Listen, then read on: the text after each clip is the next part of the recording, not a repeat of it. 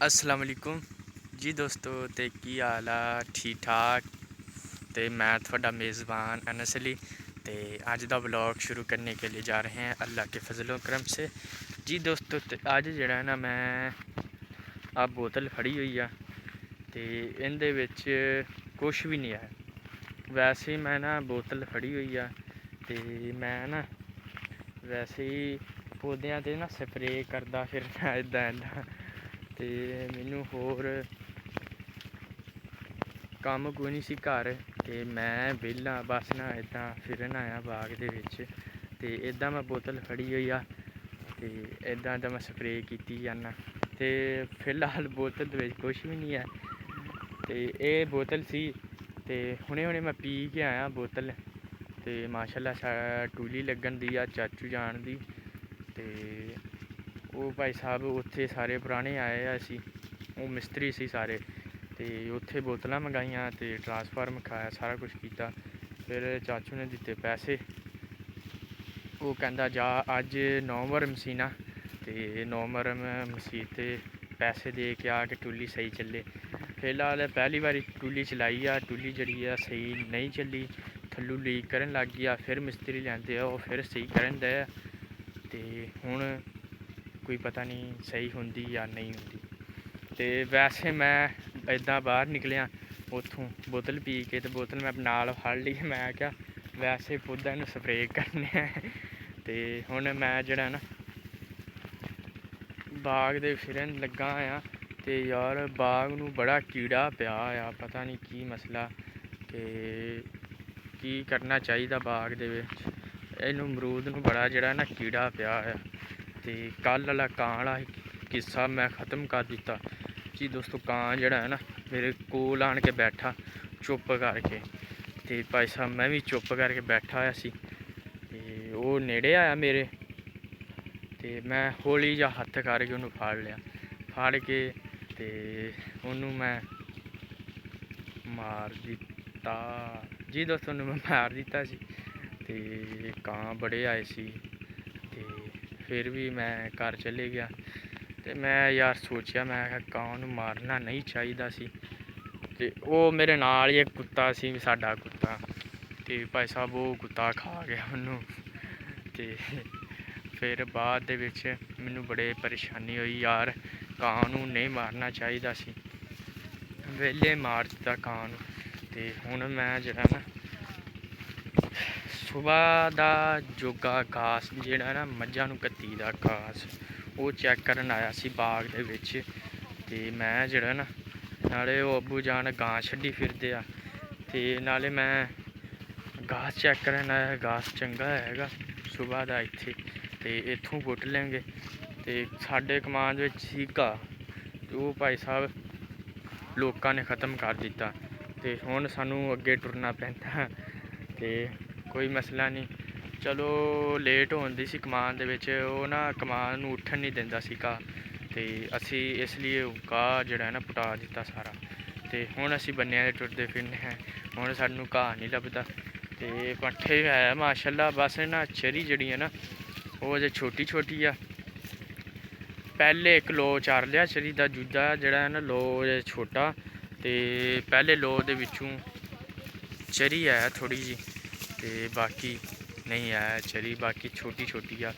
ते हुण घाऽ पुट्टी दा ते फिर असी मज्झां नूं पाई दा।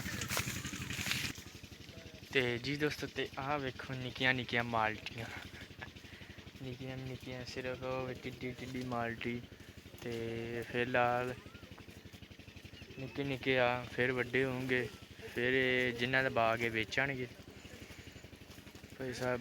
ते हुण मैं बड़ी अफसोसनाक खबर होगी कि भाई साहब जनानी मेरे कोलों अमरूद त्रोड़ के लै गई। मैनू पता ही नहीं, मैं बस आ वीडियो दे ख्याल दे विच सी ते अमरूद ओह् मेरे कोल ही लै गई। ते बाग आह्ला कहंदा यार नाले तू वीडियो बनाना नाले अमरूद खोड़ना। मैं आखेआ यार मैं ऐसा कम्म नहीं करदा ते मैं वीडियो दे ख्याल दे विच सी, पता नहीं किस टाइम आई किस टाइम गई। ओह् कहंदे पिच्छूं आई ते पिच्छे चली गेई। मैं वीडियो दे ध्यान दे विच सी, मैनू नहीं पता कि ओह् किस टाइम आई आ किस टाइम लै के गेई आ। ते कहंदा यार बड़ी परेशानी। मैं कोई नहीं, मैनू की पता सी कि बुढ़ी है बुढ़ी नहीं।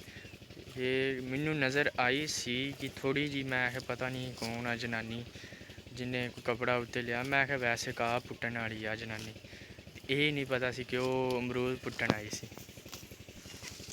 जिस ते मैं अज जिंदगी दे विच पहली मरतबा खाद जिहड़ी है ना वो सुट्टी आ ते नाले जहर सुट्टी आ एक थैली। जी दोस्तों, चाचू जान उन्होंने पता नहीं की सी, उनके पैर कोई ना उनका जोड़ा पैर है ना वो खराब सी। ते उन्हें मैनू कहा यार अज मैनू नाले पानी ला दे, नाले खाद सिट दे, नाले जी जैंक नहीं वो सिट दे। मैं क्या चलो ठीक आ। ते भाई साहब पहले दिन जैंक सिटी ते माशाल्लाह चाचू कहता ठीक सिटी आ। ते कहता कामयाब होऊंगा, किसान बनूंगा। मैं क्या चलो ठीक आ चाचू जान, थोड़े शगिर्दां और कम ना ऐसा करिए तो फिर लानतां साडे ते फिर मैं खाद सिट्टी ते भाई साहब हुण मेरे लत्तां बड़े खारश करन दियां, पता नहीं लत्तां नूं की होया। ते लत्तां नूं बड़ी खरश होन दी सी ते जिसदी वजह मैं तेल तूल मलेआ ते कपड़े नਵੇਂ नहीं पाए, बस वही रखे आ। मैं गलती कर बैठा कि जेह्ड़े कपड़े सी तब्दील कर लैने सी ते बड़ी परेशानी होन दी। हुण सारी खारश होन दी है ते सारे तरक्खड़ बनी जांदे आ सारे, ते कोई मसला नहीं। हुण ते इस टाइम मैं जेह्ड़ा है ना मुरब्बे आया आ ते अब्बू जान ने कहा कि मैं घाह पुट्टना ते फिलहाल यार घाह भी पुट्टना सी, फिर मज्झां नूं कत्ती दा। ते हुण मैं जेह्ड़ा ना साडी एक गां हैगी उं'दा ध्यान रक्खी दा। जी दोस्त अज 9 मुहर्रम सी ते ऐलान होन दिया कि मसीते जेह्ड़ा है ना पानी ते चीज़ वडीन देई आ। ते मैं इत्थे बैठा मैनू जाना चाहिदा सी, चलो यार जेह्ड़ी किस्मत को शाय हुई। ते सुबह दे बहुत ही रज्जे पे हैं जी। ते किसे घरों आंदी बिरयानी, किसे घरों आंदे पानी चीज़ खा पी के भाई साहब हुण जेह्ड़ा पेट है ना फुल होया पिया। ते मैनू जेह्ड़ी हुण खारश होन दी आ, अब्बू नूं कहा कि यार जल्दी कर मैनू खारश होन दी आ। कहंदा की कीता, मैं वो फिलहाल गया होया सी जड़ां वाले, उन्होंने नहीं पता कि क्या कम्म मैं की कीता की नहीं।